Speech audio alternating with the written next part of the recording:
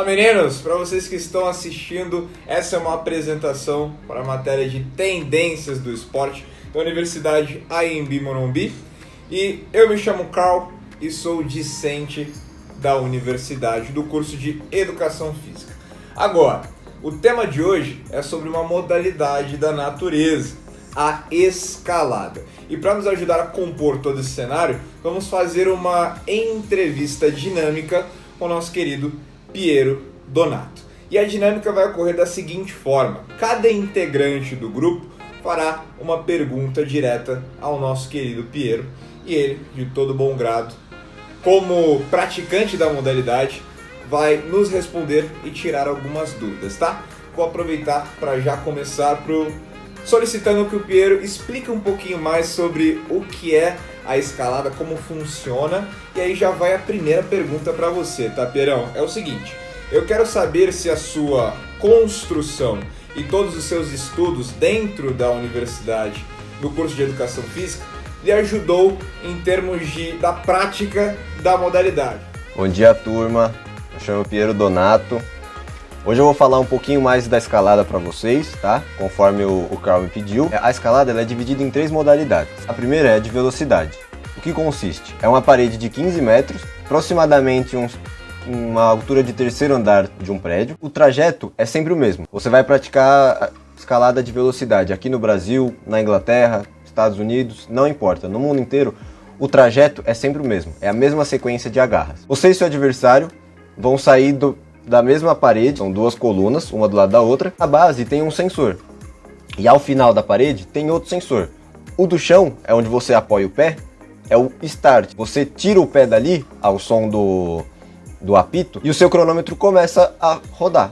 Você chegou no final, bateu a mão no sensor lá de cima, o cronômetro pausa e mostra quanto tempo você fez. O menor tempo que você fizer, melhor. Vence quem for mais rápido. A segunda modalidade a gente chama de boulder. Boulder são caminhos diferentes em qualquer lugar que você for.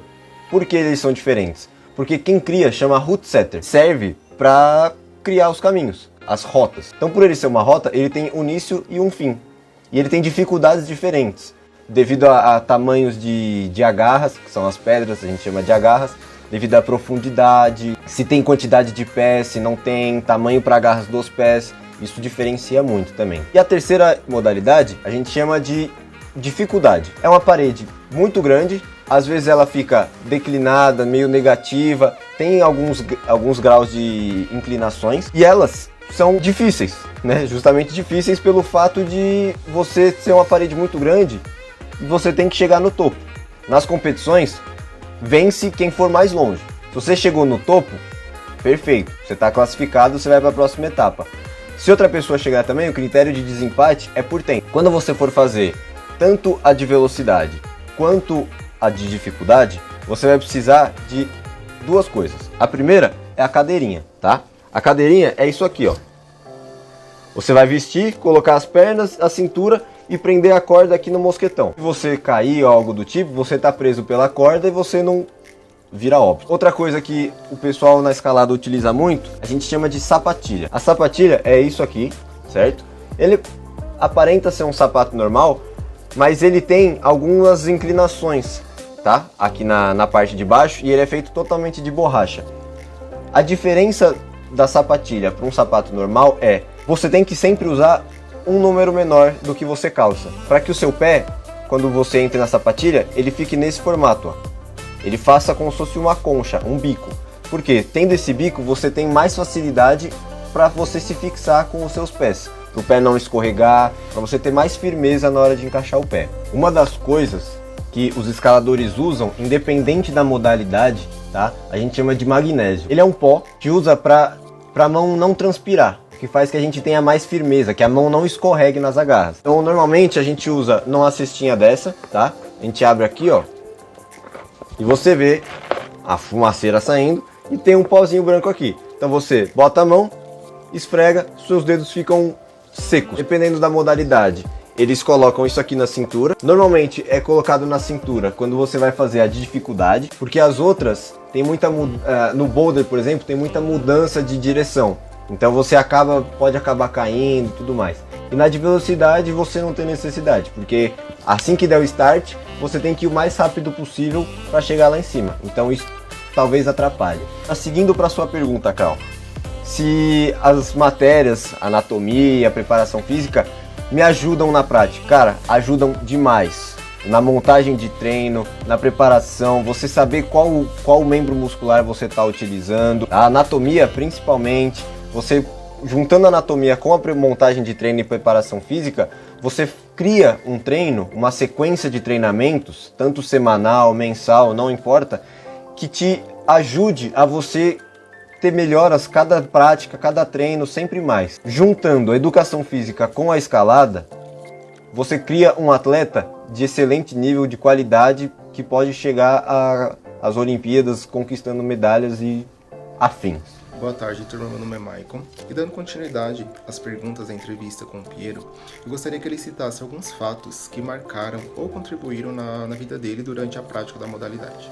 Boa, Maicon. Excelente pergunta. Um dos fatos que me deixou muito animado, que me marcou muito na escalada, foi quando eu finalmente consegui escalar uma parede de dificuldade. Ela não era tão grande, mas como eu estava começando, era uma parede de 9 metros e é uma parede alta. Quando eu completei, foi uma satisfação tremenda. A parte mais gostosa de quando você completa é a descida, porque você vai descendo pela corda no estilo de rapel, com aquela sensação de dever cumprido, que você chegou no final, que você vibrou, as pessoas embaixo te apoiando.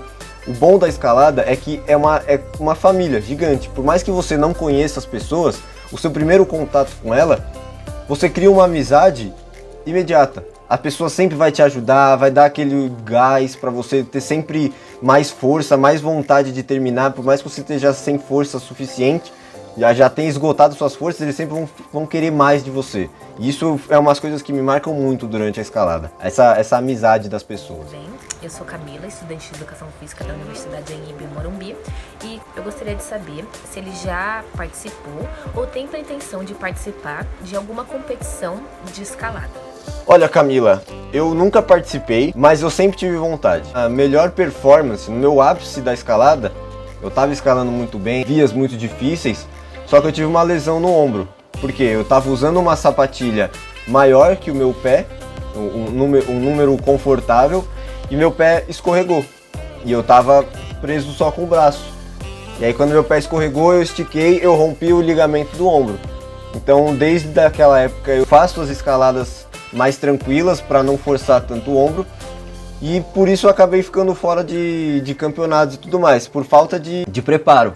Pois, juntando a pergunta que o Carl fez, se eu tivesse um conhecimento melhor sobre preparação física, anatomia, eu teria me preparado melhor fisicamente, os músculos mais tonificados, articulação melhor, ligamentos, teria deixado tudo em perfeito estado, para que por mais que meu pé escorregasse, eu não ter tido uma lesão. Eu conseguisse me manter na parede e poderia ter participado de um campeonato, sim. É um arrependimento que eu tenho de não ter participado, mas quem sabe mais pra frente, num sênior, vai que eu consigo participar. Olá, bom dia. Meu nome é Thalita. A minha pergunta pro Piero é: que conselho ele daria para uma pessoa que gostaria de começar a prática de escalada? Boa, Thalitinha. Um conselho que eu daria, que não foi dado pra mim, infelizmente, é: siga tudo que o instrutor disser. Pode perguntar pro instrutor se você tiver dúvida, mas presta muita atenção nos detalhes que ele te passar. Por quê? Ele vive daquilo. Como ele vive daquilo, ele tem muita experiência. Alguns acabam escalando fora, trazem experiências de fora, então sempre escuta. E outra coisa, não pule etapas. Ah, eu tô escalando o mesmo caminho faz 2 meses. Não tem problema. Só mude de caminho se aquele que você fez está extremamente fácil. Você consegue realizar os movimentos com perfeição, você já sabe o caminho de cor.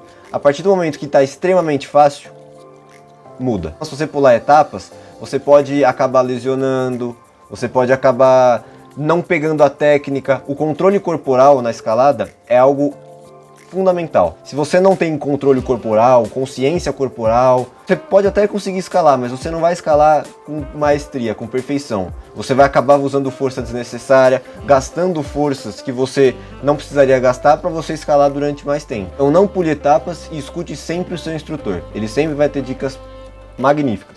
Fala galera, tudo bem com vocês? eu me chamo Jaqueline e hoje a minha pergunta pro Piero é a seguinte. Piero, você tem alguém que te inspira? Algum atleta ao qual você se espelha dentro da modalidade de escalada? Então, Jaque, eu tenho alguns atletas sim, tá, que me inspiram.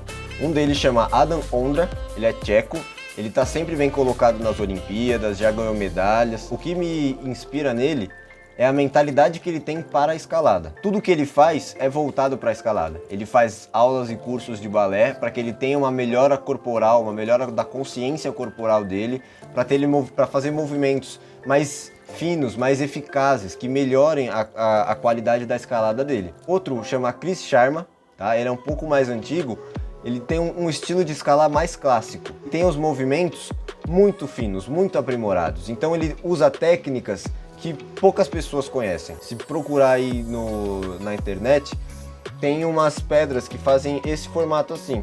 E no meio é nada e embaixo é água. Ele sai da água e escala a parede toda até subir no andar de cima. Então assim, ele é um dos caras que escala os lugares mais bonitos que eu já vi. E tem um outro que chama Alex Honnold. Esse Alex Honnold, para quem quiser assistir e tiver interesse, procura. O filme chama Free Solo, tá? Ele ganhou Oscar de melhor longa-metragem. Esse atleta, ele escala uma parede absurda de grande, sem corda. Só que para ele ter escalado essa parede sem corda, sem proteção nenhuma, caiu, morreu, ele ficou anos estudando a parede. Então ele vai até o topo da montanha, prende uma corda e vai descendo de rapel. Ele vai analisando cada caminho que ele vai fazer, aonde é um pouco mais confortável, o caminho que ele vai fazer. Ele vai fazendo de cima para baixo. Ele faz isso infinitas vezes, até o momento que ele chega e fala: estou apto a fazer.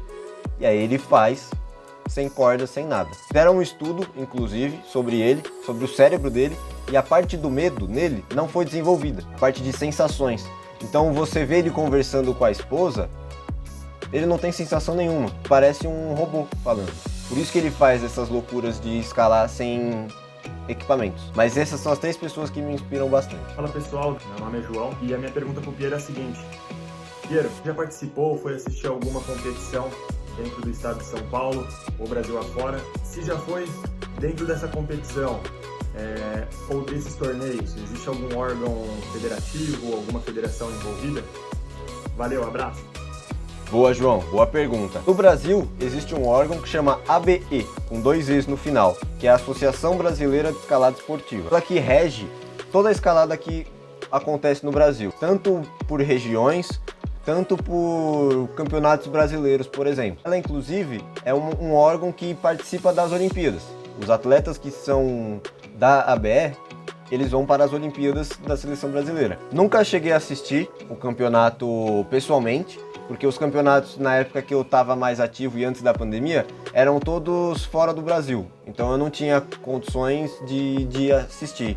Mas no YouTube, se você digitar ABE com 2 E's no final, todos os campeonatos que tem, eles transmitem ao vivo. Eu sempre que tem, eu acompanho as competições pelo YouTube. E tem também as competições que acontecem dos atletas gringos de fora do Brasil, que chama IFSH, a sigla em inglês. Em português é a Federação Internacional de Escalada Esportiva. E transmitem também escaladas, tanto de velocidade, quanto boulder, quanto de dificuldade. É isso que eu mencionei no início. E eu tenho muita vontade, sim, de assistir pessoalmente. Deve ser uma energia muito boa, porque, como eu falei, todos se ajudam. Mesmo se você é adversário de alguém, todo mundo está te incentivando, todo mundo está te apoiando para você ir até o final. Muito obrigado pela entrevista, adorei participar. Sempre que precisar, estamos aí. Se alguém que tiver vontade de escalar, pode entrar em contato comigo que eu falo com o pessoal de onde eu escalo. A gente faz uma aula teste, se quiser, tá bom? Muito obrigado, um bom dia a todos. Abraço.